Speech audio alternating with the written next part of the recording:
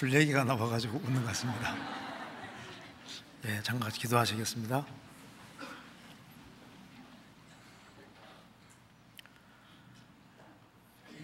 저희를 사랑하시는 하나님 아버지, 오늘도 저희들을 한자리에 불러 모아주시고 하나님의 말씀으로 교훈받게 해주신 것을 감사합니다. 이 시간 주 성령께서 함께 해주시고 또 우리의 마음을 열어주시고 하나님의 말씀을 통해서 우리가 어떻게 행할 것을 배울 수 있도록 도와주옵소서.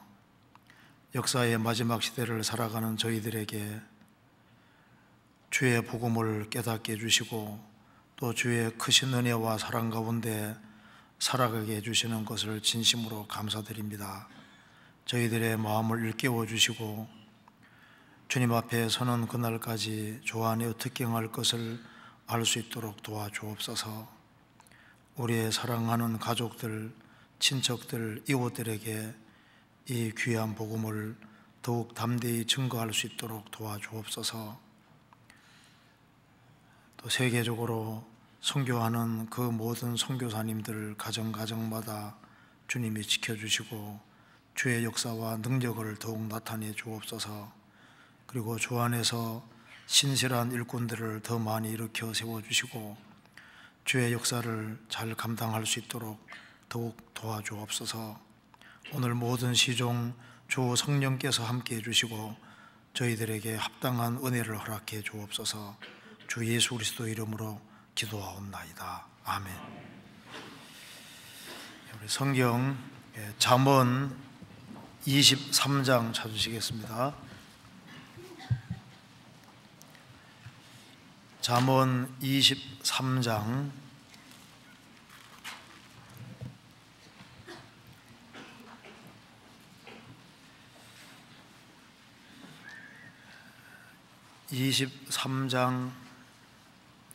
29절입니다.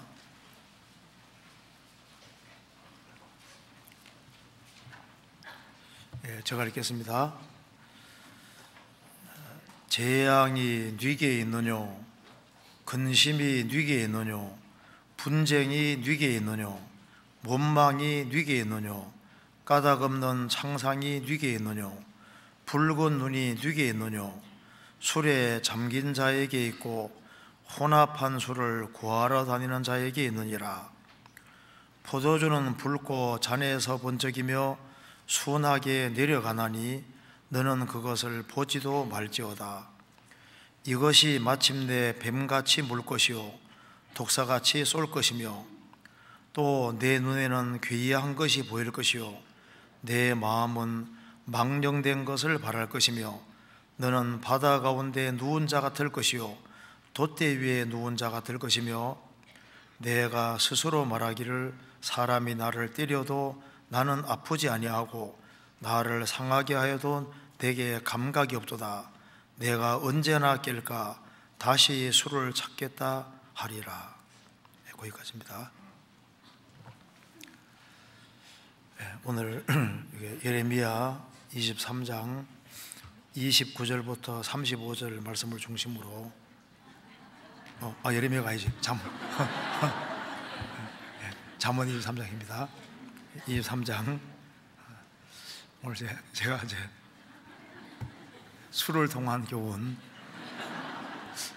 무슨 술 얘기를 많이 하려고 하는가, 술 얘기 많이 하려고 하는 것이 아니고 오늘 이렇게 잠언 23장 29절부터 35절까지 말씀을 보면은 우리가 어떻게 신앙생활을 해야 될지를 이 술을 통해서 교훈을 받을 수 있다고 생각을 합니다. 항상 이제 세상이 멸망할 때가 되면은 술을 많이 먹는 경향이 있습니다.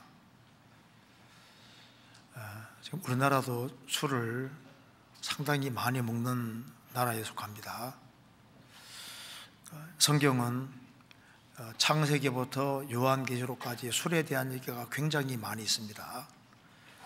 여기 성경에 말씀하기를 술이 사람에게 많은 문제를 일으킬 것이기 때문에 31절 끝에 너는 그것을 보지도 말지어다.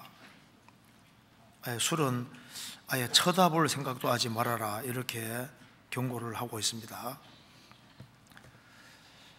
우리 시대는 가장 쉽게 무엇인가에 취하는 시대입니다. 술에만 취하는 것이 아니라 사람들이 여러 가지에 취해 있습니다. 그래서 마지막 때를 말하면서 항상 정신을 차리라, 정신을 차리라, 그런 말이 나와 있는 걸 봐서 정신을 차리지 못하게 하는, 사람을 취하게 하는 것이 아주 많이 있기 때문에 그렇게 말을 하고 있습니다. 그래서 소돔 고모라가 멸망하는 것을 소돔에 살고 있는 롯이 먼저 안 것이 아니라 소돔 바깥에 살고 있는 아브라함이 먼저 알았습니다. 세상에 취해 있는 사람은 세상의 멸망이 다가온다는 걸 잘 알지를 못하는 거예요. 이 성경에 술에 대한 말씀이 많이 있는데 인터넷에 이런 말이 나오더라고요. 술 타령. 날씨야, 내가 아무리 추워봐라, 내가 옷 사입나 술 사 먹지. 또 이런 얘기도 있더라고요. 술이란 월화수목금토일 해가지고 술이란 원래 먹는 날, 화는 화끈하게 먹는 날, 수는 수도 없이 먹는 날, 목은 목이 터지게 먹는 날, 금은 금세 먹고 또 먹는 날, 토요일은 토하면서 먹는 날, 일요일은 일일이 찾아다니면서 먹는 날. 술뿐 아니라 우리 시대에 술과 온갖 오락들, 도박들, 사람 마음을 탁 붙잡는 것이 굉장히 많이 있습니다. 사람을 중독시키는 것이 아주 많이 있습니다. 이스라엘 사람들은 이제 술을 마시기 전에는 양같이 순하다가 과음하면은 돼지같이 되고 완전하게 취하면은 원숭이 같이 된다. 왜? 사람들이 많이 구경하게 되잖아요. 그러니까 이게 술이, 저는 동네가 원래 강원도 탄광촌이기 때문에 술 먹는 사람들을 워낙 많이 봤습니다. 그래서 항상 술이 있는 곳에는 항상 문제가 생기게 되어 있습니다. 저도 이제 술을 많이 먹는 그 동네 속에 살았기 때문에 술 때문에 가정 문제도 많이 생기고 가정 폭력도 많이 생기고, 하여튼간에 술이 가정 파괴하는 데 아주 주되는 거라는 걸 아주 실감나게 볼 수 있었습니다. 그러니까 잘못된 것에 취하면은 그게 사람에게 큰 악영향을 미치는 겁니다. 노아 같이 의로운 사람도 포도 농사하고 포도주를 많이 먹어서 술 취한 얘기가 성경에 나오지 않습니까? 롯도 아마 술을 먹었던 것 같아요. 왜냐하면 소돔에서 나온 이후에 자기 딸 2명이 아버지에게 술을 잔뜩 마시고 동침했다고 되어 있지 않습니까? 원래부터 술을 안 먹었으면 딸이 그렇게 얘기한다고 먹을 리가 없잖아요. 소돔에 살면서 술을 먹었던 것 같습니다. 성경에서는 이 술에 대한 얘기가 굉장히 많이 나와 있는데, 오늘은 이제 잠언 23장 중심으로 몇 가지를 한번 생각해 보겠습니다. 먼저 제가 잠언 23장 29절부터 35절까지를 간단하게 설명드리고 난 이후에 우리를 취하게 하는 것이 여러 가지 있다는 것을 간단하게 말씀드리고, 성경에서는 술 취하는 거하고 성령 충만을 꼭 반대로 얘기하고 있지 않습니까?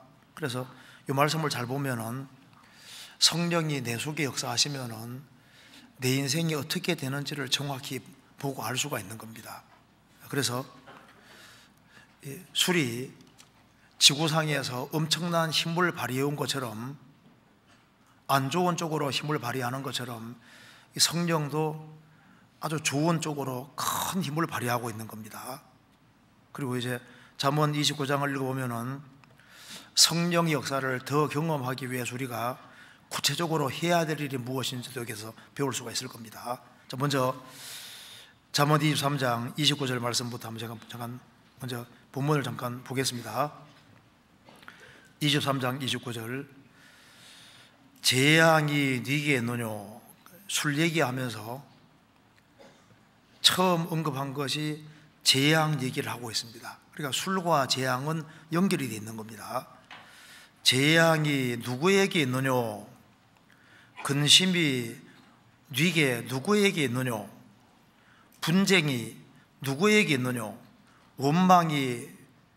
원망, 불평이 누구에게 있느냐? 까닭 없는 창상, 술 먹고 이제 비틀거리고 지나가다가 이제 넘어져서 깨지는 경우 있잖아요. 까닭 없는 창상, 상처가 누구에게 있느냐? 붉은 눈이 누구에게 있느냐? 눈이 벌건 사람 한 번은 술 많이 먹으면 눈 벌게 되잖아요. 누구에게 있느냐? 술에 잠긴 자에게 있고 혼합한 술을 구하러 다니는 자에게 있느니라. 술에 확 찌든 사람, 술에 잠긴 사람, 그리고 혼합한 술이라는 것은 아주 맛이 있는, 그리고 좀 훨씬 더 독한 그런 술을 구하러 다니는 자에게 있느니라. 포도주는 붉고 잔에 서번쩍이며 순하게 내려가나니, 목까지는 순하게 내려가는데 이제 그 다음이 문제인 겁니다. 너는 그것을 보지도 말지어다. 이것이 마침내 뱀같이 물 것이요 독차같이 쏠 것이며, 결국은 사람을 죽인다는 겁니다. 술 때문에 죽은 사람이 전쟁으로 죽은 사람보다 훨씬 많다고 합니다. 또 내 눈에는 괴이한 것이 보일 것이요. 저는 술 취해 본 사람이 실감할 텐데, 저는 술 안 취해봐서 모르는데요. 술 취해 본 사람이 얘기하기를 할 때 술을 취하면 괴이한 것이 보인대요. 내 눈에는 괴이한 것이 보일 것이요 또 내 마음은 망령된 것을 바랄 것이며. 사람 비밀 털어놓게 하려면 어떻게 하면 되는 줄 아시죠? 술 잔뜩 먹여놓으면 통제가 안 되니까 속에 있는 마음이 막 나오는 거예요. 그러다가 하지 말아야 될 말까지 막 하게 되는 겁니다. 내 마음은 망령된 것을 바랄 것이며. 그래서 마음속에 있는 비밀을 끄집어내려면 이제 술을 많이 먹이면 이제 속에 있는 게 술로 나오게 되는 겁니다. 너는 바다 가운데 누운 자가 될 것이요 돛대 위에 누운 자가 될 것이며. 그러니까 이제 술을 많이 먹으면은 이제 하늘이 더 자만하게 보이고, 그래서 이제 세상이 왔다 갔다, 바다에 있는 것처럼 왔다 갔다 하고, 돛대 위에 있는 것처럼 어질어질하고, 돛대 위에 누운 자가 될 것이며. 내가 스스로 말하기를 사람이 나를 때려도 나는 아프지 아니하고 나를 상하게 하여도 내게 감각이 없도다. 내가 언제나 깰까 다시 술을 찾겠다리라. 술 너무 취하면 때려도 안 아프잖아요. 나를 상하게 하여도 내게 감각이 없도다. 술은 계속 취하는 게 아니라 또 술 깨지 않습니까? 술 충만은 계속되는 것이 아니라 계속 먹어야만 술 충만 되는 겁니다. 내가 언제나 깰까 다시 술을 찾겠다. 술 맛이 있기 때문에, 술을 자꾸 마시다 보면 술이 사람을 끄는 것이 있기 때문에, 그래서 술자리가 있으면 다시 술을 찾게 되고 그걸 더 추구하게 되고 결국은 중독으로 그 사람이 가게 되는 겁니다. 다시 술을 찾겠다 하리라. 그래서 처음에는 술을 먹지만은 나중에는 술이 그 사람을 먹게 되고 술에 의해서 주장당하게 되는 겁니다. 여기 이제 술에 대해서 경고하고 있는 본문이 확실합니다. 그런데 성경에서는 이제 술에 대해 얘기하면서 사람을 취하게 하는 것은 술만 있는 것이 아니라고 얘기를 하고 있습니다. 사람이 어딘가 취하면은 자기 본분을 잃어버리고, 그리고 마땅히 해야 될 일을 하지 못하게 되고, 그리고 이제 어딘가 취하게 되면은 뭘 봐야 될 것을 제대로 볼 수가 없게 되는 겁니다. 근데 우리 시대만큼 잘못된 것에 취하는 시대도 없습니다. 이스라엘 백성들도 항상 타락할 때는 술을 많이 마셨습니다. 이사야 5장에도 보면은 아침부터 저녁까지 술을 먹었다고 되어 있습니다. 근데 술을 먹고 취하는 것뿐 아니라 성경에서 우상 숭배에 찌든 것도 우상 숭배에 취하는 거로 표현을 하고 있습니다. 성경 한번 찾아봅시다. 이사야 28장에 찾아봅시다.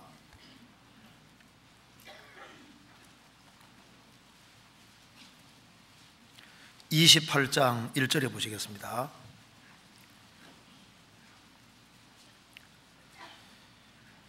취한 자 에브라임의 교만한 면류관이여 화 있을진저 술에 빠진 자의 성 곧 용화로운 관같이 아름다운 골짜기 꼭대기에 세운 성이여 쇠잔에 가는 꽃 같으니 화 있을진저.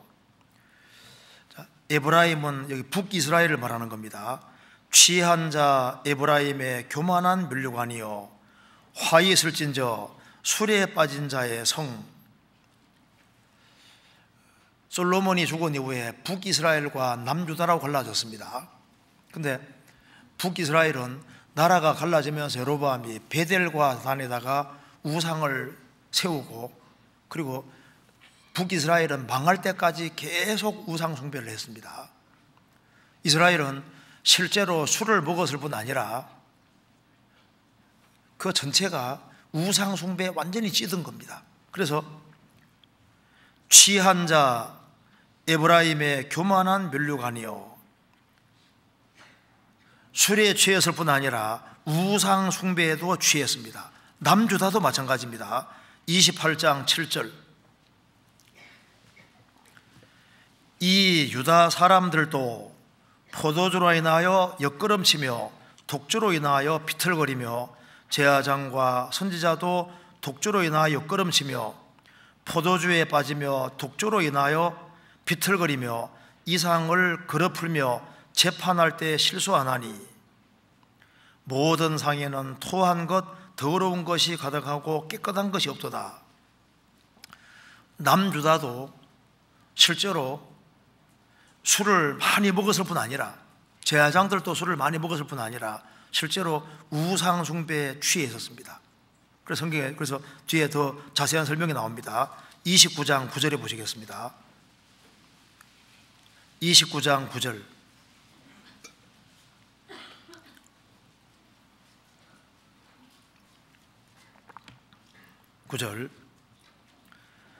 너희는 놀라고 놀라라. 너희는 소경이 되고 소경이 되라.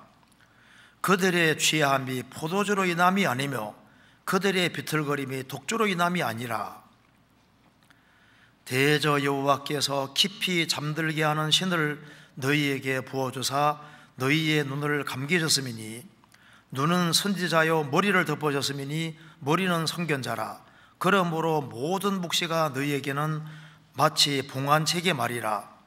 그것을 유식한 자에게 주며 이르기를 그대에게 정하노니 이를 읽으라 하면 대답하기를 봉하였으니 못하겠노라 할 것이요 또 무식한 자에게 주며 이르기를 그대에게 정하노니 이를 읽으라 하면 대답하기를 나는 무식하다 할 것이니라. 여기 그들이 취한 것이 포도주로 인함이 아니며 그들의 비틀거림이 독주로 인함이 아니라, 술이 아니라 취하긴 취했는데 다른 것에 취했다 그 말입니다. 그래서 다른 것에 취했기 때문에 11절에 말한 대로 그러므로 모든 묵시가 너에게는 마치 봉안책의 말이라. 하나도 안 깨달아지는 겁니다. 그럼 어디에 취했기 때문에 하나님 말씀이 하나도 깨달아지지 않았을까요? 13절 같이 읽어보겠습니다. 주께서 가라사대 이 백성이 입으로는 나를 가까이하며 입술로는 나를 존경하나 그 마음은 내게서 멀리 떠나나니 그들이 나를 경외함은 사람의 계명으로 가르침을 받았을 뿐임이라. 그러니까 하나님을 섬기는 이스라엘 백성들이 술이라든가 포도주에 취한 것보다 더 중요한 것에 취했다는 겁니다. 그게 바로 뭐냐면은 사람의 계명, 잘못된 교훈에 취해 있는 겁니다. 그래서 성경 시편 69편에 예수님에 대해서 말씀하시면서 취한 자들이 나를 가르쳐 노래하나이다. 자, 예수님을 보면서도 어떻게 예수님이 구세주라는 걸 모를 수 있을까요? 예수님 행하시는 기적을 다 보고 능력을 다 보고 죽은 지 나흘 된 나사로가 살아나는 것도 봐보고 버릇 5개 물고기 2마리로 5,000명도 먹이셨고 그 모든 것을 다 보면서도 어떻게 예수가 구세주라는 걸 모를 수 있을까? 취하면 그럴 수 있는 거예요. 예수님 당대 유대인들이 사두개인, 바리새인, 헤롯 잘못된 누룩에 오염되어 있는데 특별히 사두개인의 잘못된 가르침, 바리새인들의 잘못된 가르침에 취했기 때문에 그래서 사람의 계명이 마음속에 꽉 들어가 있고 어릴 때부터 사람의 계명이 꽉 들어가 있으니까 그 계명에 취해 있으니까 마땅히 봐야 될 것이 안 보이는 거예요. 그리고 입술로는 하나님을 존경하지만은 마음은 하나님께 멀었습니다. 그러니까 마음속에 다른 것이 꽉 들어가 있는 거예요. 그러니까 하나님 말씀에 들어갈 자리가 없는 겁니다. 예수님 당대 유대인들은 유전과 전통 같은 것을 존중했습니다. 그러니까 구약시대 때 북이스라엘은 베델과 단에 거짓 제사장들이 있어서 잘못된 것을 계속 매년마다 주입시키는 거예요. 그러니까 베델과 단에서 우상 숭배하면서도 여전히 하나님 섬긴다고 착각하고 있는 겁니다. 그러니까 이 성경에서 말씀하기를 취하는 것은 나는 술 취하지 않았으니까 나는 정상적이다, 그게 아닐 수도 있다 그 말입니다. 술은 안 취했지만은 다른 무엇인가에 취해 있을 수도 있는 겁니다. 예수님 당대 유대인들이 안식일에 대해서 얼마나 잘못되게 가르침 받았는지 안식일이라는 꼼짝 못하게 만들었지 않습니까? 그래서 지금도 저번에 꽤 오래됐습니다. 유대랍비가 발표한 것에 보면은 안식일에 일을 잡는 것은 허락하지만은 쥐 잡는 것은 안식일을 범하는 거다. 그리고 안식일에 일을 잡는 건 괜찮은데 빗질하는 것은 노동에 속하니까 그건 금지다. 그래가지고 예수님 당시에도 비슷한 겁니다. 예수님 당시에도 바늘을 들고 다니면은 물건 운반하는 죄에 걸리도록 되어 있는 거예요. 그리고 안식일 날 이제 거울을 보고 흰머리카락 뽑아내면은 머리카락 뽑는 노동에 속하는 게 되는 겁니다. 그리고 이제 발이 부러진 사람이 이제 그걸 발을 이제 제대로 딱 제자리에 갖다 놓으면은요, 그게 안식일에 일하는 게 되는 거니까 안식일 끝날 때까지는 가만둬야 되는 거예요. 안식일 날 촛불 끄면 노동에 걸리도록 되어 있습니다. 자, 목발을 짚고 가는 것이 이게 안식일을 범하는 거냐 안 범하는 거냐 이런 거로 이제 논쟁 벌이는 그런 시대니까 예수님은 안식일을 골라가지고 이적을 행하시니까 유대인들 눈에는 예수님이 하나님의 말씀을 크게 범하는 것처럼 보였습니다. 왜? 잘못된 것에 오염돼서 그런 겁니다. 지금 성경을 배우는 많은 사람들도 다른 예수, 다른 복음, 다른 영, 다른 무엇인가가 심어져 있어서 들어갈 성경에 정확한 복음 진리가 들어갈 자리가 없는 사람도 많이 있습니다. 그렇잖아요. 요한계시록 17장 보면은 큰 음저에 대해서 말하면서 세상의 정치가들도 그 백성들도 그 음행의 포도주에 취했다고 되어 있지 않습니까? 많은 사람이 잘못된 것에 취했습니다. 우리 시대에 오락에 취한 사람도 많고 노름, 뭔가 어딘가 취한 사람이 생각보다 굉장히 많습니다. 노아 시대 때 제정신으로 사는 사람은 노아를 제외하고는 다 어딘가 취해 있었던 거예요.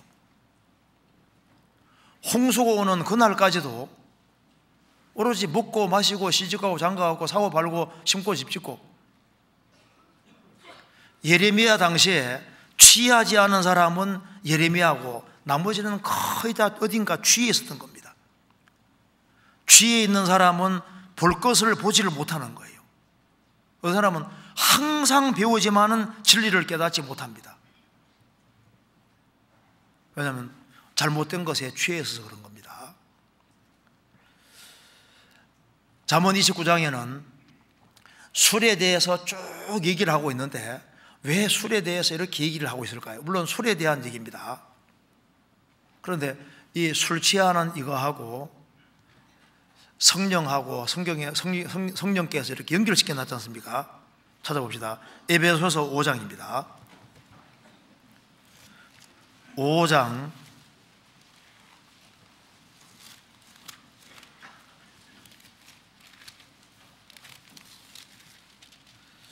18절 같이 읽어보겠습니다. 술 취하지 말라. 이는 방탕한 것이니 오직 성령의 충만을 받으라. 술 취하지 말라. 이는 방탕한 것이니 오직 성령의 충만을 받으라. 그러니까 술 취하는 것과 성령 충만은 꼭 반대입니다. 그러니까 이제 우리가 잠언 23장을 가지고서 교훈 받으면은 우리가 성령의 인도를 받을 때 어떤 일이 벌어지는지를 정확히 그림으로 그려볼 수 있다 그 말입니다. 자, 잠언 23장 다시 보시겠습니다.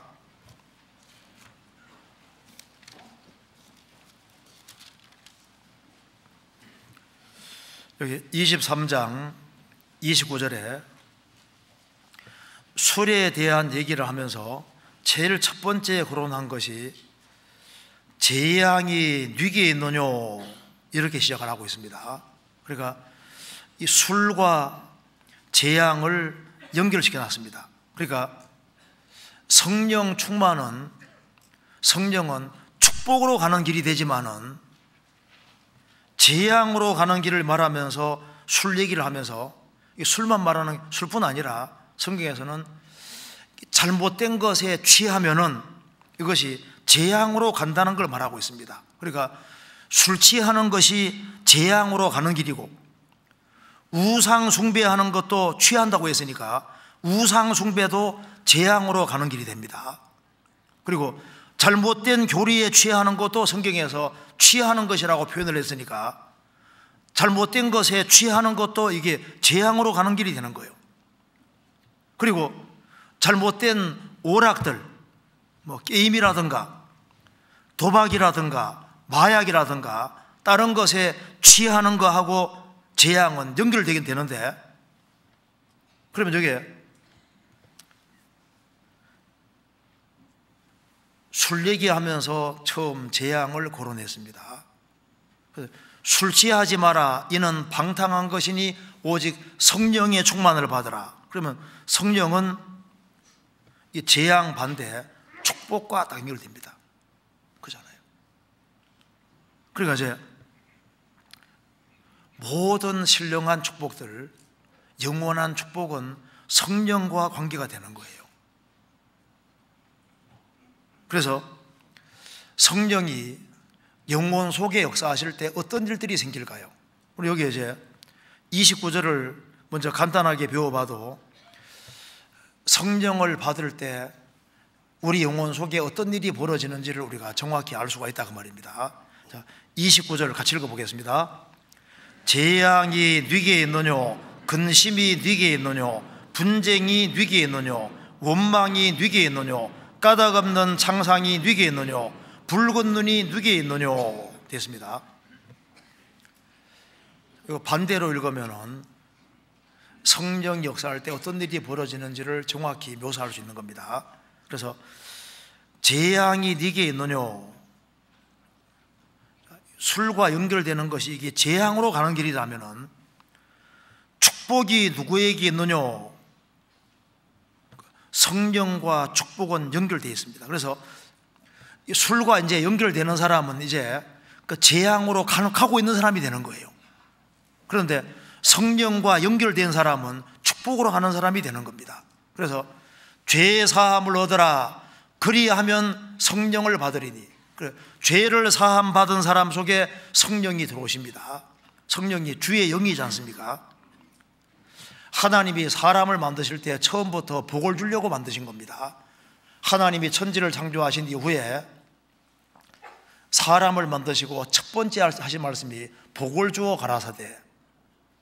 창세기 1장에 처음부터 복 얘기를 합니다. 왜냐하면 디모데전서 6장에 말씀하시기를 하나님은 복되시며 하나님은 복이 많은 분이 아니라 복 자체가 되신 분인 거예요. 복 자체가 되시는 그 하나님께서 천지를 창조하시고 사람 만드셨을 때 처음부터 복을 주려고 인간을 만드신 겁니다. 그런데 인간이 그 복을 걷어차버리지 않습니까?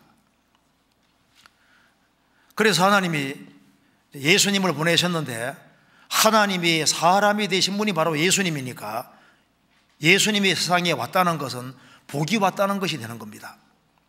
3년 반 동안에 예수님이 이스라엘 땅을 다니실 때 복이 다니신 거예요. 복이. 그래서 예수님을 접촉하는 사람은 복을 받았지 않습니까? 예수님이 죽으시고 부활하신 이후에 성령이 오셨는데 성령이 들어오신다는 것이 뭡니까? 복이 들어오는 거예요. 복이. 그래서 아브라함 부르실 때 아브라함 너는 복의 근원이 될지라. 아브라함은 너는 복의 근원, 영어로 하면 블레싱입니다. 너는 복덩어리다. 아브라함 자신이 예수님과 연결되니까 그 사람이 복이 되는 거예요. 그래서 아브라함은 걸어다니는 복이었던 겁니다. 예수님으로 말미암아 한 사람이 구원받으면 구원받은 사람 자신이 복덩어리가 맞잖아요. 왜? 복이 속에 들어오셨으니까. 구원받은 사람은 걸어다니는 복이다 그 말입니다. 내가 왜 복을 받은 사람이 되냐 하면은 성령이 오셨으니까. 성령이 오신 사람은 영원한 축복에 들어가는 사람이 되는 겁니다. 그래서 축복이 누구에게 있느냐? 성령을 받은 사람은 성령은 구원받은 보종으로 들어오신 겁니다.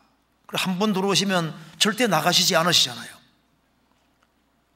그러니까 우리는 복을 받은 사람인 겁니다. 왜? 성령이 연결된 사람이니까. 그리고 그 뒤에 재앙이 네게 있느뇨 근심이 네게 있느뇨. 그러죠. 술이 그 집안에 들어오면은 그 집을 근심하게 만들고, 술은 결국은 가족의 병을 만들고, 이게 사촌 팔촌 병이라고 하잖아요. 그 집안을 망하게 하는 이게 주된 것이 이게 술인 거예요. 그런데 근심이 네게 있느뇨. 근심 반대가 기쁨입니다. 진정한 기쁨이 누구에게 있느뇨? 진정한 기쁨은 성령을 받은 사람에게 있는 겁니다. 성령이 들어오시면 성령은 그 사람에게 구원의 확신을 주고 성령은 그 사람에게 기쁨을 주시는 겁니다. 성경 찾아봅시다. 데살로니가 전서 1장입니다.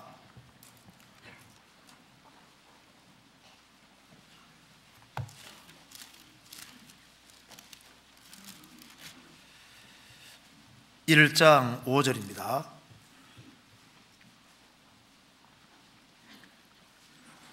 4절부터 제가 읽겠습니다.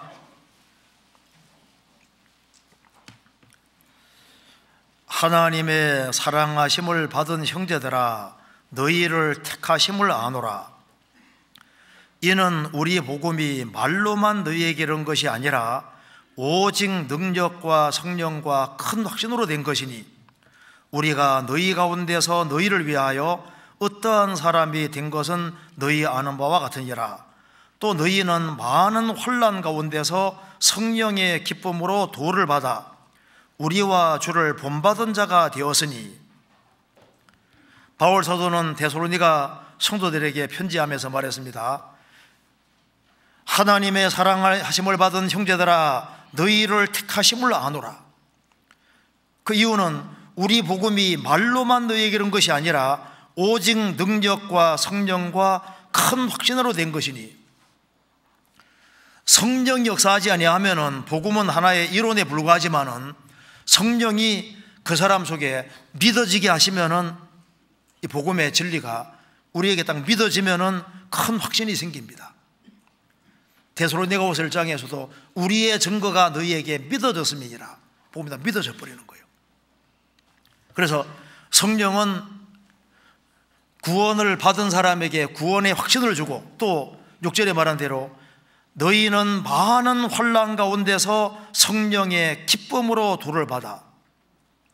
성령의 기쁨이란 말대로 성령은 확신을 주는 동시에 기쁨을 주시는 겁니다.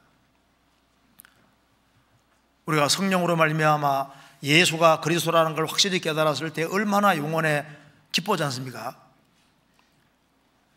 예수를 너희가 보지 못하여서나 사랑하는도다. 이제도 보지 못하나 믿고 말할 수 없는 영광스러운 즐거움으로 기뻐하고 즐거워한다고 했습니다. 믿음의 결국 곧 영혼의 구원을 받음이라. 그래서 영혼의 구원을 받을 때 성령은 우리에게 기쁨을 주시는 겁니다. 성령이 오시면은 성령은 강팍한 마음을 부드럽게, 돌 마음을 고기 마음으로 만들고 부드러운 마음으로 만들고 새로운 마음을 주시잖아요. 그래서 근심이 누구에게 있느냐? 그렇죠. 성령이 역사하면은 영혼에 틀림없이 기쁨이라는 게 주어집니다. 히브리서 1장 9절에서도 성령을 가리켜서 즐거움의 기름이라고 했습니다. 즐거움. 구원받지 아니한 사람에게 없는 즐거움이 구원받은 사람에게 있는 겁니다. 성경 로마서 5장 찾아보시겠습니다.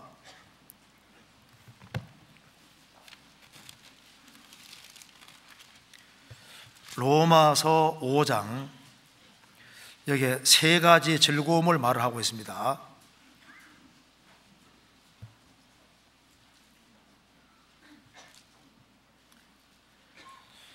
(5장) 3절입니다. 2절입니다. 또한 그로 말미암아 우리가 믿음으로 서 있는 이 은혜에 들어감을 얻었으며 하나님의 영광을 바라고 즐거워하느니라. 다만 이뿐 아니라 우리가 환난 중에도 즐거워하나니 이는 환난은 인내를, 인내는 연단을, 연단은 소망을 이루는 줄 알미로다. 11절. 이뿐 아니라 이제 우리로 화목을 얻게 하신 우리 주 예수 그리스도로 말미암아 하나님 안에서 또한 즐거워하느니라. 여기 즐거워한다는 말이 3번 나와 있습니다. 2절에 또한 그로 말미암아 우리가 믿음으로 현재 서 있는 이 은혜에 들어감 얻었으며, 우리가 은혜 안에 들어가서 은혜 위에 서 있을 수 있게 된 것은 믿음 때문입니다. 믿음으로 은혜 위에 서 있는 사람은 하나님의 영광을 바라고 즐거워할 수가 있습니다. 하나님 영광을 바란다는 것은 우리가 하나님의 영광이 충만한 천국에 들어가는 것을 생각하고 즐거워하고, 또한 우리가 하나님처럼 영광스러운 형상으로 바뀌어서 저 위에 서게 되는 겁니다. 그리고 하나님의 얼굴을 얼굴 대해서 본다는 것이 얼마나 영광스러운 것이겠습니까? 하나님 보좌 우편에 앉는 이것도 영광이지 않습니까? 그래서 이 하나님의 영광을 바라고 즐거워하는 즐거움이 있는 동시에 다만 이뿐 아니라 우리가 환난 중에도 즐거워하나니, 환난 중에도 즐거워할 수 있는 사람은, 성령을 받은 사람은 환난 중에도 즐거워할 수 있습니다. 환난 자체가 즐겁다기보다는 환난이 가져올 결과를 생각하고 기뻐하고 즐거워하는 겁니다. 환난은 인내를 만들어내고, 인내는 연단받는 인격을, 연단받는 인격은 소망을 이루는 줄 알미로다. 그래서 인내를, 환난, 이제 여기 말한 대로 환난 중에도 즐거워하는 이유는 환난을 잘 견디면 그 속에서 인내가 배양이 되고, 그리고 그 사람이 하나님 앞에 쓰임받기 합당한 사람으로 점점 바꿔질 수 있는 겁니다. 그리고 여기에 11절은 이뿐 아니라 이제 우리로 화목을 얻게 하신 우리 주 예수 그리스도로 말미암아 하나님 안에서 또한 즐거워하느니라. 구원받지 아니한 사람은 하나님 안에 사는 걸 안 즐거워합니다. 구원 안 받은 사람은 구원 받은 사람이 같이 모여서 교제하고 이제 성경 말씀으로 교제하고 이런 걸 안 좋아해요. 그게 가시방석입니다. 구원을 받은 사람은, 성령을 받은 사람은 구원받은 무리 가운데 성령 역사하시기 때문에 그곳이 얼마나 즐거운 자리인지를 압니다. 그래서 하나님 안에 사는 것을 즐거워하느니라. 자, 성경 잠언 다시 보시겠습니다. 23장 29절. 재앙이 네게 있느뇨, 근심이 네게 있느뇨, 축복이 누구에게 있느뇨, 기쁨이 누구에게 있느뇨, 분쟁이 누구에게 있느뇨. 이 말 맞지 않습니까? 술 때문에 얼마나 많은 분쟁이 생깁니까? 그런데 술이 들어가는 곳에는 화목이 깨지고 분쟁이 생깁니다. 그런데 성령이 역사하는 곳에는 틀림없이 화평이 주어지고 평화가 주어지게 되는 겁니다. 그래서 내 속에 성령이 들어오실 때 하나님과 나 사이에 평화가 이루어졌고, 그리고 구원받고 나면은 내게 원수인 사람도 원수로 안 보이지 않습니까? 원수일지라도 그 사람을 선대하는 마음이 생기고 용서하는 마음이 생기고, 그래서 여기 말한 대로 성령은 화평과 평화를 가져다 줍니다. 틀림없는 사실입니다. 그래서 부부 사이가 안 좋은 사람은 어떻게 하면 됩니까? 둘 다 구원받으면 돼. 둘 다 구원받으면 이제 신혼처럼 됩니다. 그렇지 않습니까? 왜? 성령은 그 사이에 평화를 가져오는 거예요. 그 뒤에 봅시다. 그래서 분쟁이 네게 있느뇨, 원망이 네게 있느뇨. 원망, 불평하고 원망하는 불평 말하는 겁니다. 불평이 누구에게 있느뇨?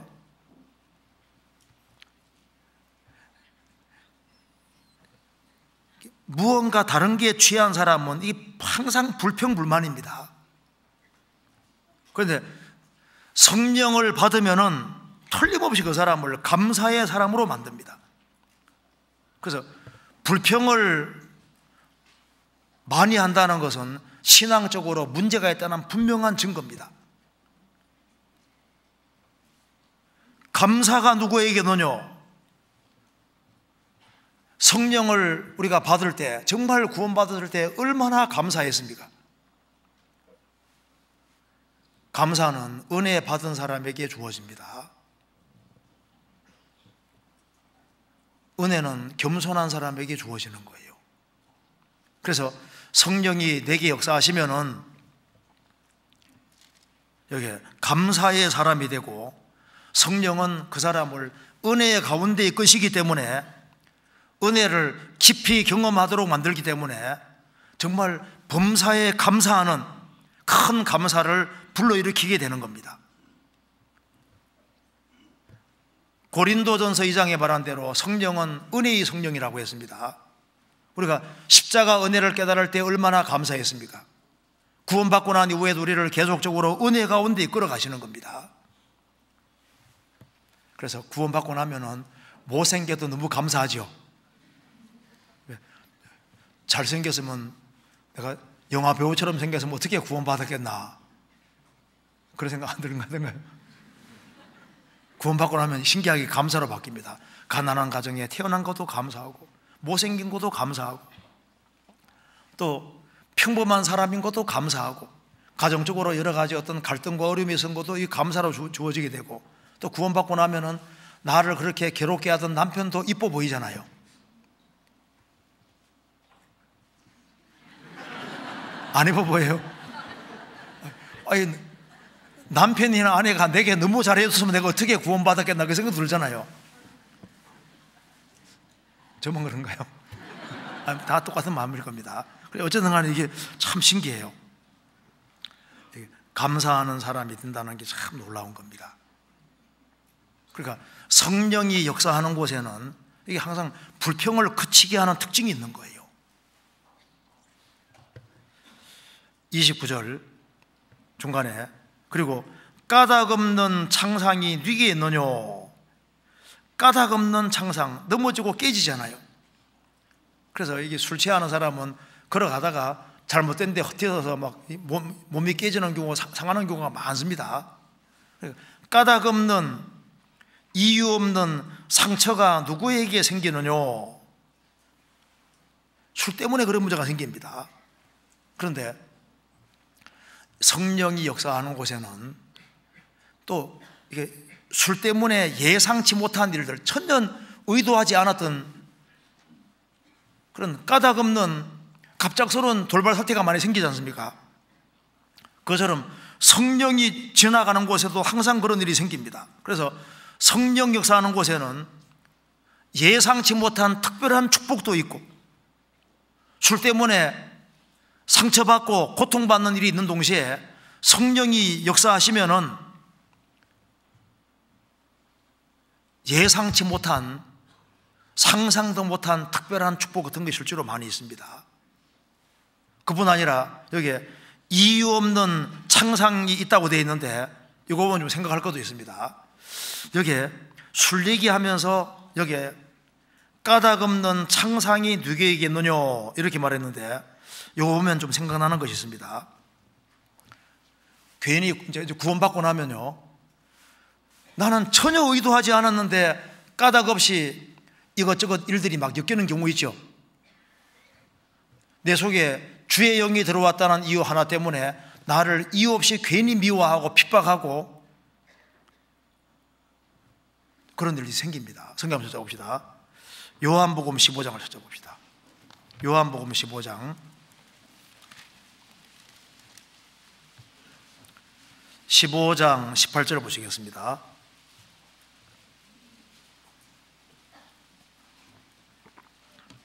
(15장 18절)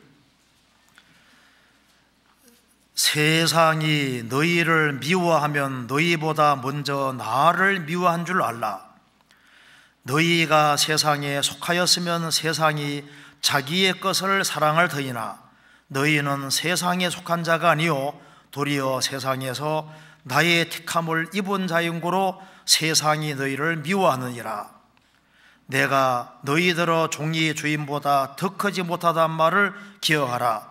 사람들이 나를 핍박하였은즉 너희도 핍박할 터이요 내 말을 지켰은즉 너희 말도 지킬 것이라.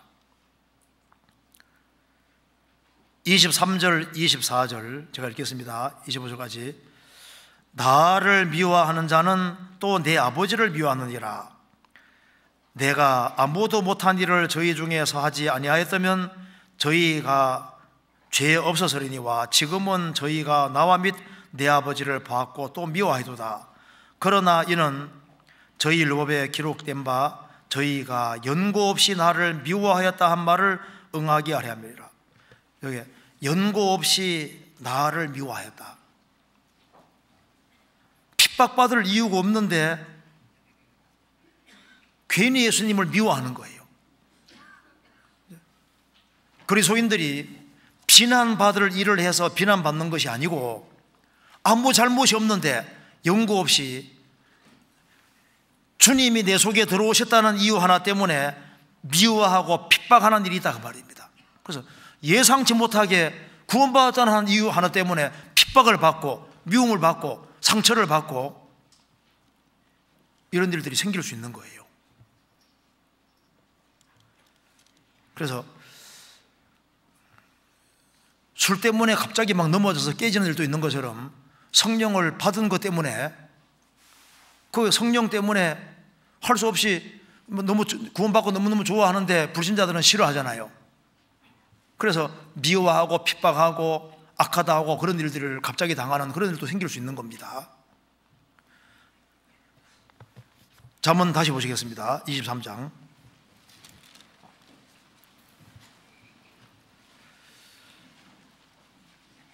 29절 끝에 창상이 뉘게 있느냐 붉은 눈이 뉘게 있느냐. 그렇죠. 이제 술을 많이 먹으면 눈이 뻘겋게 됩니다. 근데 성령 역사하시면은 눈 자체를 신령한 눈으로 바꿔주시는 거예요. 그리고 술은 결국은 사람을 죽입니다. 32절에 이것이 마침내 뱀같이 물 것이요 독사같이 쏠 것이며, 술에 결국은 사람을 죽이는 거예요. 술에 계속 연결되어 있으면 술이 결국은 사람을 죽입니다. 성령께 순종하고 성령의 인도를 계속 받으면 상상도 못하는 살리는 역사에 참여하게 되는 겁니다. 조금 더 구체적으로 봅시다. 이제 술이 들어가면 이제 어떤 일이 있는지 봅시다. 33절. 이제 술이 훨씬 더 많이 들어가면 이런 일이 생깁니다. 33절. 또 내 눈에는 귀한 것이 보일 것이요. 이 구절이 생각보다 좀 중요한 구절일 수 있습니다. 술이 너무 많이 들어가면은 눈에 이상한 것이 보일 것이요. 근데 성령이 역사하시면은 우리 육신의 눈만 있는 것이 아니라 영혼의 눈이라는 것이기 때문에 성령이 내 속에 역사하시면은 세상 사람들이 볼 수 없는 것을 성령께서는 보게 만들어 주십니다. 그러니까 술을 안 먹는 사람은 볼 수 없는 것을 술을 먹으면은 술이 희한한 걸 보게 만들어 주잖아요. 그것과 마찬가지로 성령을 받은 사람, 성령 역사하시면은 세상 사람이 성령을 안 받으면 알 수 없는 그것을 성령을 받은 사람은 본다 그 말입니다. 너의 눈은 신령한 것을 볼 것이며, 어떤 걸 한번 보는지 봅시다. 에베소서 1장 보시겠습니다.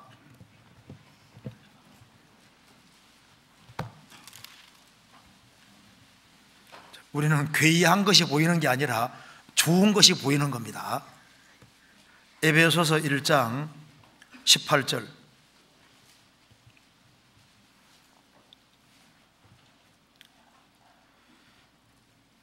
너희 마음 눈을 밝히사 그의 부르심의 소망이 무엇이며 성도 안에서 그 기업의 영광의 풍성이 무엇이며 그의 힘의 강력으로 역사하심을 따라 믿는 우리에게 베푸신 능력의 지극히 크심이 어떠한 것을 너희로 알게 하시기를 구하노라. 육신의 눈만 있는 것이 아니라 영혼에도 눈이 있습니다. 너희 마음 눈을 밝히사, 성령이 역사하시면은 성령으로 말미암아 마음 눈이 밝아집니다. 아담 하와가 선악과를 먹고 난 이후에 창세기 3장에 눈이 밝아라고 했습니다. 하나님 쪽으로 밝았는데 이제 하나님 쪽으로는 어두워지고 세상 쪽으로, 자기 보는 쪽으로 눈이 밝아졌습니다. 그런데 이제 성령이 역사하시면은 너희 마음 눈을 밝히사, 영혼의 눈을 딱 밝히면은 세상 사람들이 보지 못하는 것을 실제로 봅니다. 그의 부르심의 소망이 무엇이며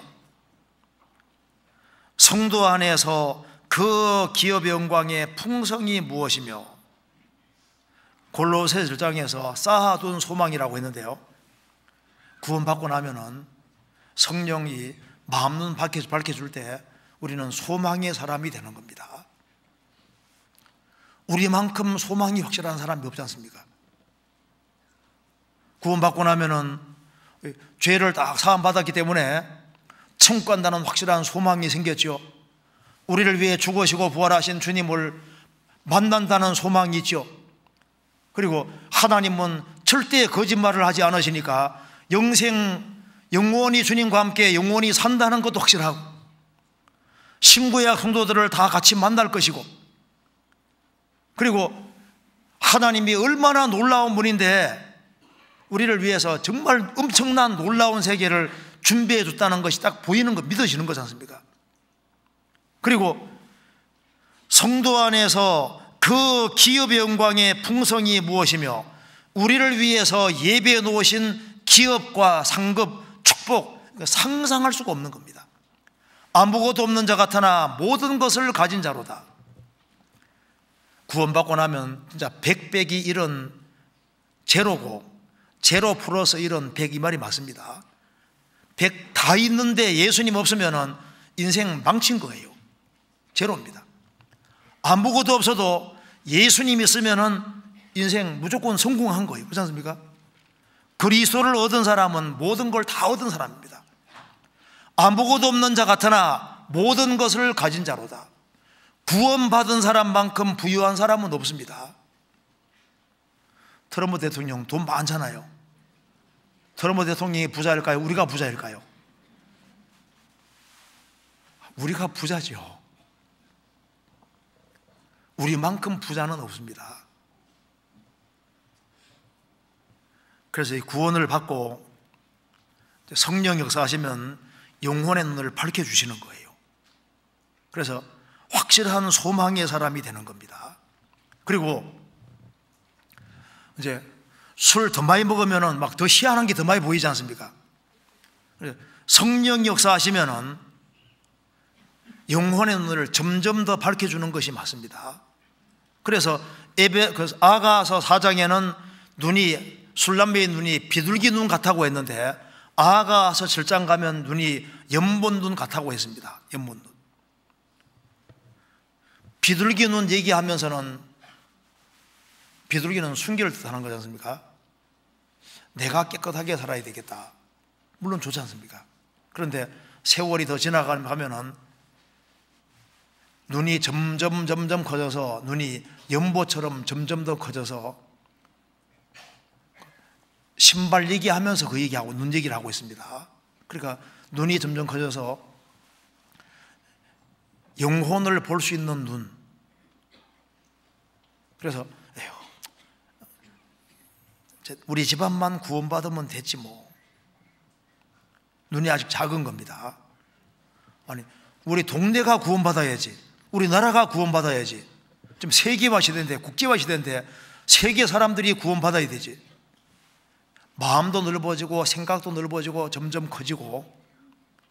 그래서 불쌍한 영혼들이 보이는 그 눈은 정말 복이 있는 눈이 될 수 있는 눈입니다.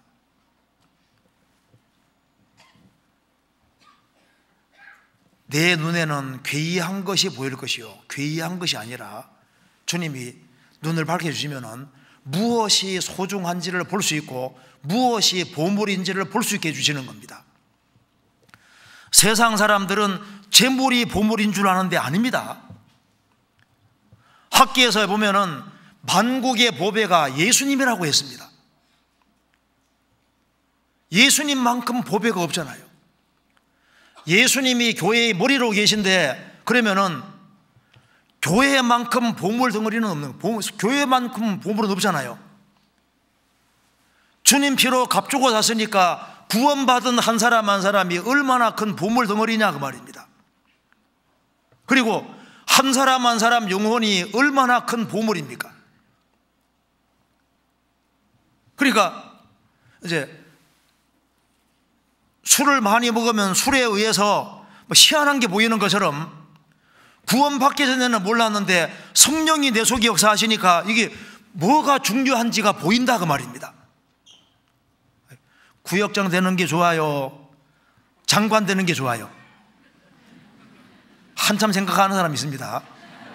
뭘 생각할 게 뭐가 있어요? 아담 안에 속한 건 없어지는 거예요. 이 세상도 정욕도 없어지고 천지도 없어집니다. 주 안에 행한 것이 남는 거예요. 그런 것이 보인다면 정말 복이 있는 사람입니다. 독수리 눈이 멀리 보는 것처럼 좀 더 멀리 볼 수 있다면 얼마나 좋겠습니까? 몽골 사람들은 눈이 4.0 되는 사람들이 꽤 있답니다. 근데 어떤 부족은 9.0 되는 부족도 있대요. 눈이 뭐 그런 사람, 그런 부족이 있는 거죠. 이탈리아에 눈이 6.0 넘는 사람 있더라고요. 정말 저도 텔레비전 봤는데 눈이 얼마나 좋은지, 한국에서 정말 시력 측정표 있지 않습니까? 그걸 가지고 가서 6.0까지 만들어 가서 하는데 다 이런 거 있죠. 그 다음에 7.0 만들어도 그것도 읽더라고. 보니까 정어리 잡는 사람 집안이 정어리 잡는 집안인데 꼭대기 올라가서 정어리 떼를 보면서 알려주는 거예요. 항상 멀리 보니 그렇게 보이는 모양입니다. 눈이 아무리 좋아도 그리스도인 만큼 멀리는 못 봅니다. 에스겔서에 보면은 에스겔이 그발강가에 있었습니다. 하늘 문이 열리고, 그리고 에스겔 8장에 보면은 하나님이 그를 천지 사이에 들었습니다. 천지 사이에 들어서 그 당대 사람들 아무도 보지 못하는 것을 에스겔은 볼 수가 있었습니다. 사도 요한이 반모섬에 가 있었지만 하나님께서 이리로 올라오라 하시고 훗날에 반드시 될 것을 내게 보이리라. 그래서 요한계시록을 보시면 내가 보니 그 말이 계속 나옵니다. 그 아무도 보지 못하는 것을 사도 요한은 봤던 겁니다. 우리도 마찬가지입니다. 우리도 성령께서는 하나님의 깊은 것을 통달하시기 때문에 성령의 인도를 받으면은 성령께서 세상 사람들이 보지 못하는 것을 계속적으로 보게 만들어 주시는 거예요. 제가 어느 날 성경 보니까 마태복음 1장에 이름을 예수라 하라, 그대에는 이름을 임마누엘이라 하라, 이렇게 되어 있지 않습니까? 예수님 이름이, 예수는 구원이라는 뜻이고 임마누엘은 우리와 함께 계심이라는 뜻인데, 그런데 그것이 이사야 7장에 기록되어 있습니다. 그 이름을 임마누엘이라 하리라. 그런데 이사야 9장에는 이는 한 아기가 우리에게 낳고 한 아들을 우리에게 주신 바 되었는데 그 어깨에는 정사를 메었고 그 이름은 기묘자라 모사라 전능하신 하나님이라 영존하시는 아버지라 평강의 왕이라 할 것임이라, 이렇게 되지 않습니까? 그런데 임마누엘은 하나님이 우리와 같이 계심이라 그런 뜻인데, 하나님이 같이 계신다면 어떤 일이 벌어질까? 이름이 임마누엘인데 그 임마누엘은 이름을 더 풀면은 이사야 9장 6절인 거예요. 그리고 임마누엘 하면은 하나님이 함께 계시면은 도대체 무슨 일이 벌어지느냐? 그러니까 한 아기가 우리에게 낳는데 임마누엘인데, 그럼 임마누엘 하신다면은, 임마누엘 하나님이 같이 계시면은 그 사람 속에 어떤 일이 벌어질까요? 그러니까 성경이 말한 대로 그 이름은 기묘자라. 그 임마누엘은 전지집합이라면은 그 속에 이사야 9장 6절이 다 포함되어 있는 겁니다. 주님이 함께 하시면은, 하나님이 함께 하시는 곳에는 기묘자라, 예수님이 얼마나 놀라운 분인지를 보게 되는 겁니다. 예수님이 가장 놀라운 구세주입니다. 그분의 탄생도 놀랍고 그분의 생애, 그분의 말씀, 그분의 죽으심, 부활, 성천, 재림, 모든 것이 놀랍지 않습니까? 그리고 주님이 함께하는 그곳에는 기묘자, 놀라운 일이 벌어지기 때문에 죄인이 구원받고 바꿔지는 역사가 나타나지 않습니까? 그래서 임마누엘이 있는 곳에는 기묘자, 주님이 놀라운 분이라는 것을 점점 더 알게 되는 겁니다. 그리고 주님이 함께하는 곳에는 모사, 주님이 지혜자시기 때문에 우리에게 세상 사람들이 모르는 지혜를 우리에게 주십니다. 참된 지혜는 대학에서 배우는 게 아니라 성경이 진리이기 때문에 하나님께서 하나님 말씀으로 우리에게 지혜를 주시는 겁니다. 모사라, 전능하신 하나님이라, 주님이 함께 하시는 곳에는 많은 어려움이 있지만은 주님은 전능하신 하나님이기 때문에 주님의 힘과 능력으로 이겨나가게 만드시는 겁니다. 그리고 영존하시는 아버지라, 주님이 함께하는 곳에는 주님이 우리를 탄생시키고 우리를 하나님 아들로 길러가시는 그런 일이 있는 거예요. 평강의 왕이라 할 것임이니라. 주님이 역사하시는 곳에, 그곳에 참된 평강이 있고 우리를 평강의 세계로 이끌어 가시는 것이 맞지 않습니까? 성경 잠언 23장 다시 보시겠습니다.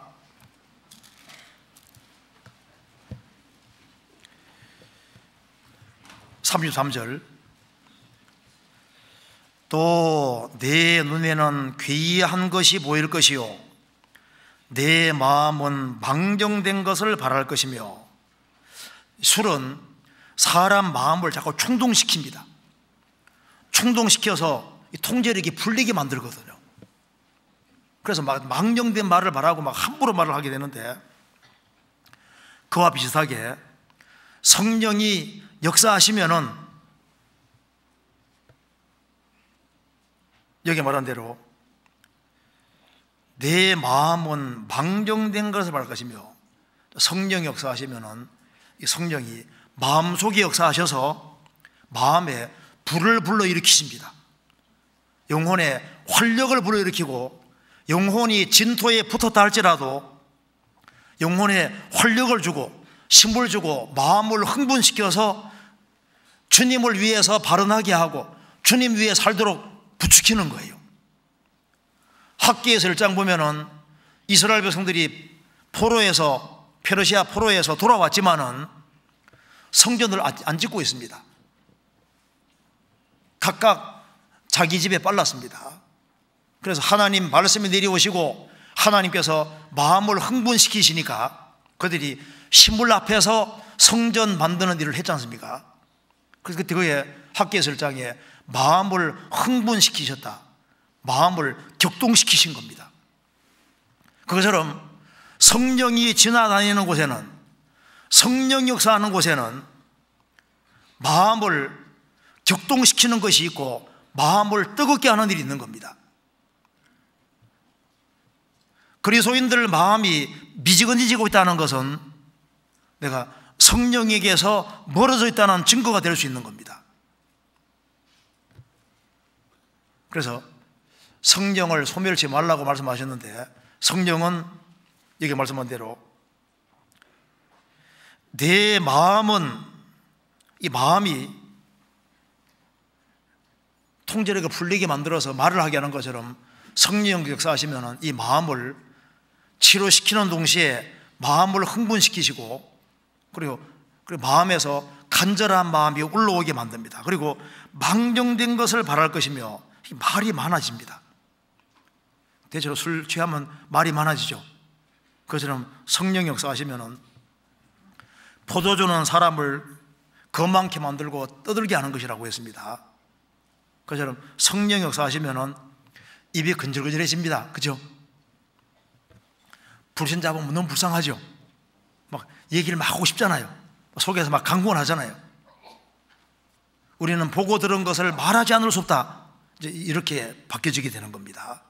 그리고 그 뒤에 봅시다. 34절은 같이 읽어보겠습니다. 너는 바다 가운데 누운 자 같을 것이요 돛띠 위에 누운 자 같을 것이며.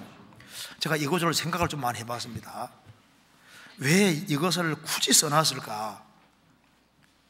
이게 실제 현상이지만, 술 먹으면 실제 현상이지만 이것이 우리에게 주는 교훈도 없을까 생각을 해봤는데 이런 생각이 들더라고요. 너는 바다 가운데 누운 자 같을 것이며. 자, 바다 가운데 누웠으니까 항상 출렁출렁 하잖아요. 술 많이 먹으면 항상 이렇게 휘청휘청하고 제대로 걷지도 못합니다. 너는 술이 바다 가운데 누운 자 같을 것이요, 그리고 돛대에 누운 자 같을 것이며, 이렇게 불안정하게 만드는 거예요. 휘청휘청하게. 그런데 이건 꼭 반대니까 성령이 역사하시면은 꼭 이거 반대가 맞습니다. 너는 바다 가운데 누운 자 같을 것이요가 아니고, 성령 역사하시면은 바다 가운데서 육지가 딱 구별됐지 않습니까? 육지는 견고하잖아요. 성령 역사하시면은 틀림없이 그 사람 마음과 영혼이 아주 견고하게 되는 것이 틀림없습니다. 성경 창세기 1장 보시겠습니다.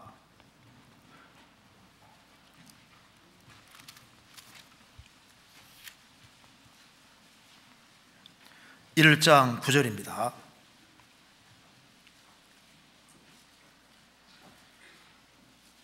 하나님이 가라사대 천하의 물이 한 곳으로 모이고 묻이 드러나라 하심에 그대로 되니라. 하나님이 묻을 땅이라 칭하시고 모인 물을 바다라 칭하시니라. 하나님의 보시기에 좋았더라. 최초의 지구는 물속에 있었는데 하나님께서 묻이 드러나라, 바다에서 육지가 구별되고 그 다음에 하나님께서 씨를 주시고 열매를 주셨습니다. 바다는 항상 요동합니다. 그런데 육지는 견고하지 않습니까? 바다 가운데 누운 사람하고 육지에 누운 사람하고는 다르잖아요. 구원받지 아니한 사람 마음은 항상 요동하는 바다 물길 같다고 했습니다. 근데 성령이, 술은 사람을 불안정하게 만들고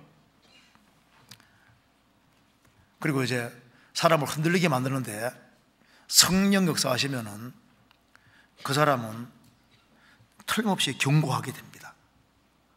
그래서 그 사람의 신앙도 굳세지고, 그리고 하나님 말씀 위에 굳건하게 서게 되고 견고하게 하는 그 역사가 생기고, 그리고 그 사람의 마음과 생각, 목, 모든 것이 흔들리지 않고 성령이 더 역사할수록 그 사람은 더 견고하게 되는 겁니다. 창세기 49장에 보면은 르우벤에 대해서 얘기하면서 르우벤아 너는 물의 끓음 같았다고 했습니다. 불안정하다 그 말입니다. 충동적이란 겁니다. 물이 끓는 것처럼, 바닷물이 동하는 것처럼 안정이 없는 겁니다. 요셉은 가지라고 했어요. 견고한 가지라고 했습니다. 그러니까 성령 역사하시면은 그 사람은 견고하게 되는 겁니다. 시편 61편에서도 나의 영혼이 잠잠히 하나님만 바라며, 그러면서 내가 크게 요동치 아니하리로다, 뒤에는 요동치 아니하리로다. 그래서 처음엔 조금씩 흔들려도 뒤로 갈수록 더 견고하게 되는 겁니다. 산처럼 견고하게 되는 겁니다. 그래서 어떤 핍박이 와도 그는 흔들리지 않고 견고하게 만들어 가십니다. 잠언 다시 보시겠습니다. 잠언 23장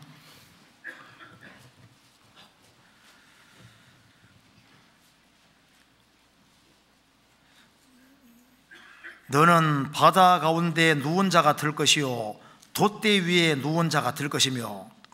돛대 위에 누워서니까 얼마나 불안정해요. 그런데 성령이 역사하시면은 그는 가장 견고한 땅에 있는 자와 같고, 그리고 돛대 위에 누운 자 같은 게 아니라 주님 손에 붙잡힌 바 되는 별 같은 그런 존재가 됩니다. 그래서 돛대 위에는 얼마나 불안정합니까? 오히려 물가에 심기운 나무처럼, 하나님의 집에 심기운 자처럼 그렇게 견고하게 되는 겁니다. 그리고 그 뒤에 35절, 내가 스스로 말하기를 사람이 나를 때려도 나는 아프지 아니하고 나를 상하게 하여도 내게 감각이 없도다. 내가 언제나 깰까 다시 술을 찾겠다 하리라. 술 많이 취하면 나를 때려도 아프지 않다. 나를 상하게 해도 나는 감각이 없도다. 상처를 안 받는다는 얘기지 않습니까? 그렇죠. 술 취하면은 행동이 담대하게 되고 때려도 아프지도 않고, 그래서 혹시 가정적으로 핍박을 많이 받는 사람, 그리고 환경적으로 어려움이 많은 사람은 특별히 성령하고 밀접하게 연결되어 있어야 됩니다. 이거 잠깐 찾아보시겠습니다. 누가복음 24장 보시겠습니다. 누가복음 24장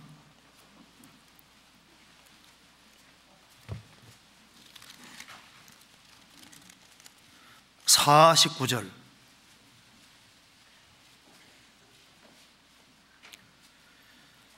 볼지어다 내가 내 아버지 약속하신 것을 너희에게 보내리니 너희는 위로부터 능력을 입히울 때까지 이 성에 유하라 하시니라. 능력을 입히울 때까지, 입히운다는 건 옷으로 표현한 겁니다.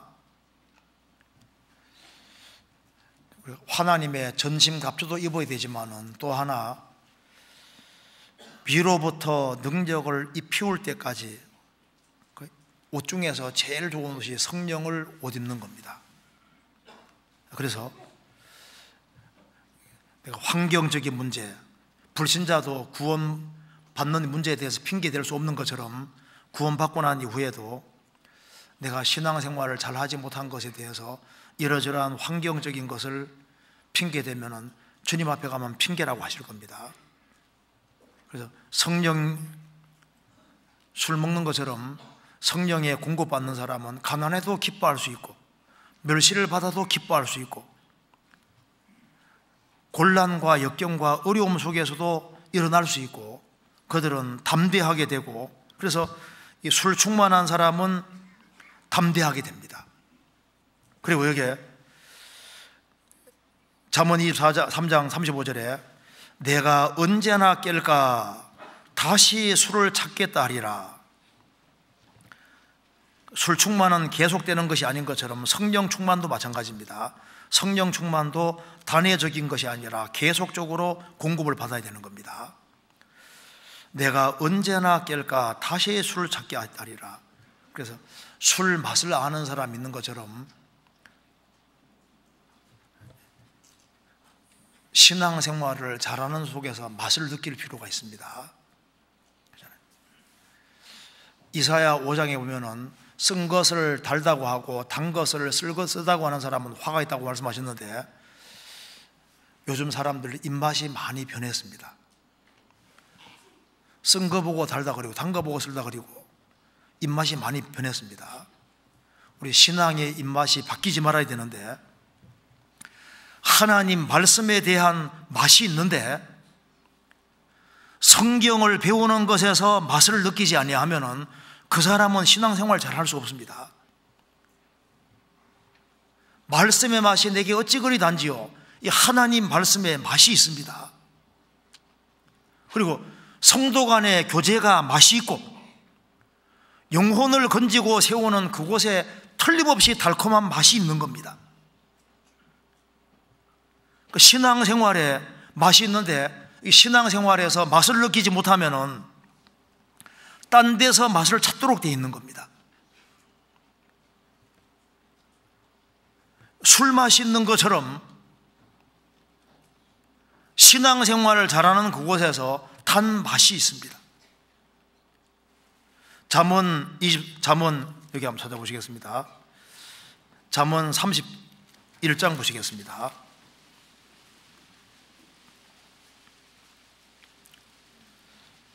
31장 6절 7절입니다. 독주는 죽게 된 자에게 포도주는 마음에 근심하는 자에게 줄지어다. 그는 마시고 그 빈궁한 것을 잊어버리겠고 다시 그 고통을 기억지 아니하리라. 술이 심이 있는 겁니다. 독주는 죽게 된 자에게 포도주는 마음에 근심한 자에게 줄지어다. 그는 마시고 그 빈궁한 것을 잊어버리겠고 다시는 그 고통을 기억지 않으리라. 술이 너무 고통받는 사람에게 힘을 주는 것이 있는 것처럼 성령도 마찬가지입니다. 그래서 외적인 환경이라든가 그런 것을 인생의 주된 문제로 생각하지 말고 성령과 연결되어서 신앙생활을 잘하면은 거기에서 엄청나게 기쁨과 감사 속에서 살 수가 있는 것이 맞는 겁니다. 그리고 또 한 가지 생각할 것은 역사 속에서 술 때문에 정말 역사 속에 정말 많은 문제가 생겼습니다. 아놀드 토인비가 얘기한 것 중에 과거 문명 망한 거 21개 중에서 19개는 주된 원인이 술 때문에 문명이 망했다고 합니다. 술. 그래서 지금도 술이 지금 지구상에 아주 막강한 영향력을 미치고 있습니다. 지금도 가정을 파괴시키고 많은 술 때문에 살인이 생기고 술과 엮여서 많은 문제들이 생기는 것처럼 성령은 힘이 있는 겁니다. 그래서 세례 요한은 하나님의 성령의 능력으로 모태로부터 성령이 충만한 사람으로서 그는 많은 사람을 주님께로 인도했습니다. 그러니까 성령이 가는 곳에는 사람이 바뀌고 역사 나타내는데 술이 힘을 발휘하는 것처럼 성령도 힘을 발휘하고 있는 겁니다. 그래서 삼손에게 성령이 임하시니까 삼손이 1000명을 죽였는데, 나귀 특별히 1000명 죽였는데 아무리 계산해봐도 한 명씩 쳐 죽여도 1000명 쳐 죽이려면 시간이 얼마나 오래 걸리겠습니까? 아무리 건법을 잘하고 이렇게 해도 한 명 죽이는 거 안 쉽잖아요. 1000명 죽이려면 이건 보통 시간이 막 엄청 오래 걸렸을 것이고, 그런데 그 아주 엄청난 힘과 능력을 발휘합니다. 그래서 성령이 힘을 발휘하는 것처럼, 술의 힘을 발휘하는 것처럼 성령이 힘을 발휘하는 것이 사실인데, 우리가 이걸 보면은 이는 힘으로 되지 않고 능으로 되지 않고 오직 나의 신으로 됐느니라. 그래서 스룹바벨과 여호수아가 성전을 만들 때도 하나님의 성령을 힘입어서 성전을 세웠지 않습니까? 그래서 과거부터 지금까지 성령이 엄청난 힘을 발휘해 왔는데 그 힘이 지금 우리 교회 안에도 있는 겁니다. 지금도 성령이 우리를 구원의 길로 인도했고 우리를 지금도 바꾸는 것이 맞습니다. 자, 잠언 다시 한번 보시겠습니다. 그런데 여기에 잠언 23장을 얘기하면서 왜 23장에다가 술 얘기를 딱 담아놨을까요? 23장 여기 27절에는 음녀를 얘기했습니다. 대저 음녀는 깊은 구렁이요 이방 여인은 좁은 함정이라. 음녀 얘기를 해놓고 29절에 술 얘기를 하고 있습니다. 왜 이 이야기를 하고 있냐 하면은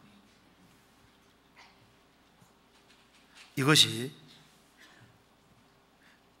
술하고 음녀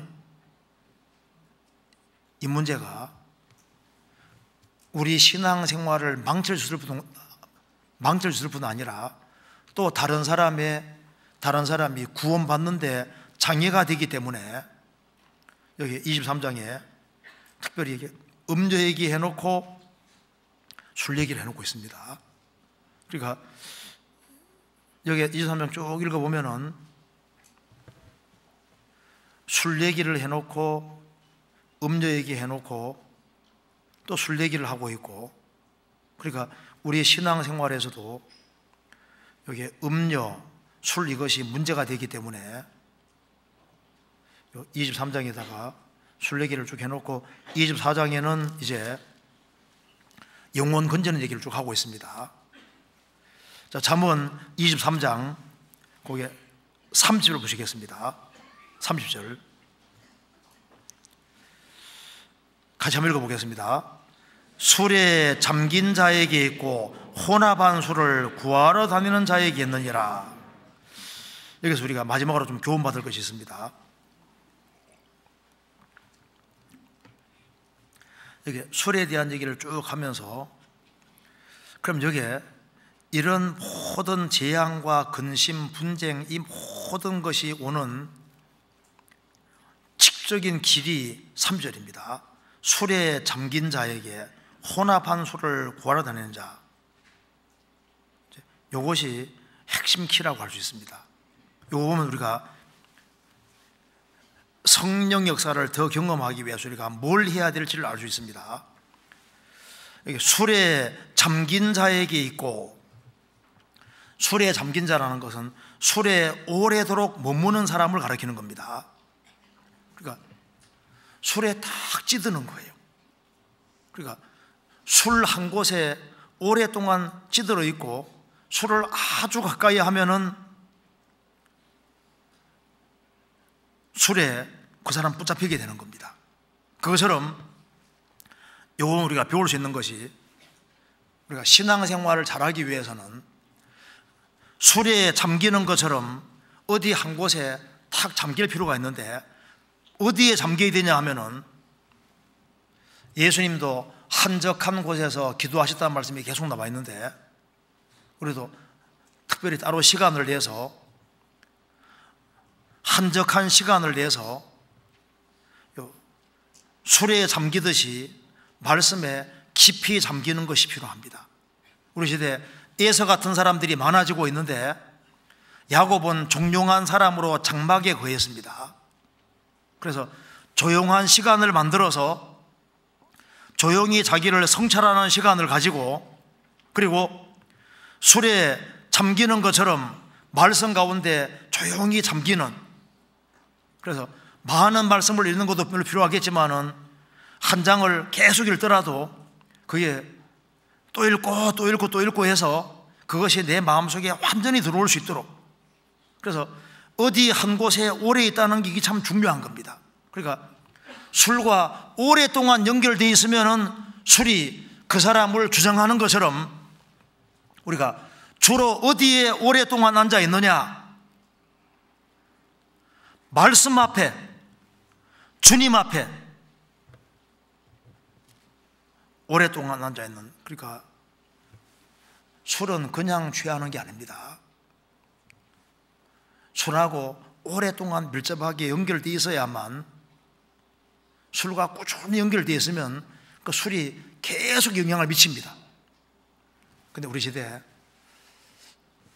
참 성경 참 안 보는 시대입니다. 그죠? 진짜 안 봐요. 그리고 몇 장 촥 읽고 끝났다 그렇게 해가지고 될 수 있는 게 아닙니다. 이건 성경은 하나님 말씀이기 때문에 하나님 말씀에 애착을 가지고 시간을 충분히 들이지 아니하면은, 그러면 신앙생활을 힘차게 할 수 없을 겁니다. 그래서 여기 술에 잠긴 자에게 있고, 술에 잠기듯이 시간을 좀 충분히 내는 것이 필요합니다. 그리고 혼합한 술을 구하러 다니는 자에게 있느니라. 혼합한 술은 아주 맛이 좋고, 그리고 좀 더 독한 술입니다. 독한 거예요.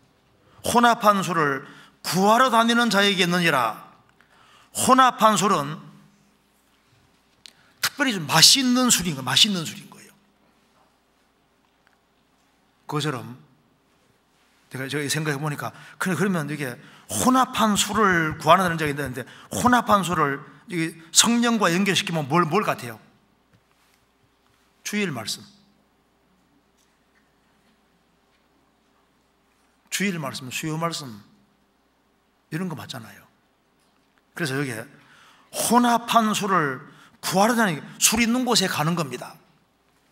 내가 너에게는 말이 영이요 생명이라고 말씀하신 것처럼, 그래서 말씀 가운데 잠기고 내가 스스로 하나님 말씀을 충분히 읽고, 그리고 하나님 말씀에 내가 오랫동안 머무르고, 그렇게 하면서 혼합한 술을 구하러 다니는 것처럼 주일 말씀을 듣고 수요 말씀을 듣고, 그리고 혼합한 술이 있는 데가 어딜까요?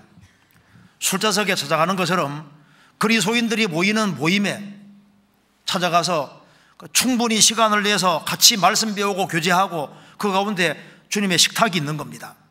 그렇잖아요.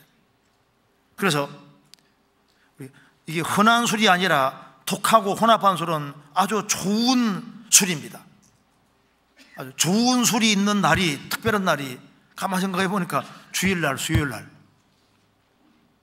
그죠? 꼭 그렇다는 말은 아니고. 그래서, 그리고 먹되 많이 먹어야 되는 겁니다. 많이. 제일 좋은, 그리고 술이 있는 곳에 가면은 그 술 충만할 수 있는 것처럼 성령을 가지고 계신 분이 바로 예수님입니다. 그래서 주님을 가까이 하는 것이 인생의 최고 행복인데, 그 주님을 가까이 하는 사람은 틀림없이 몸된 교회를 가까이 하게 되어 있습니다.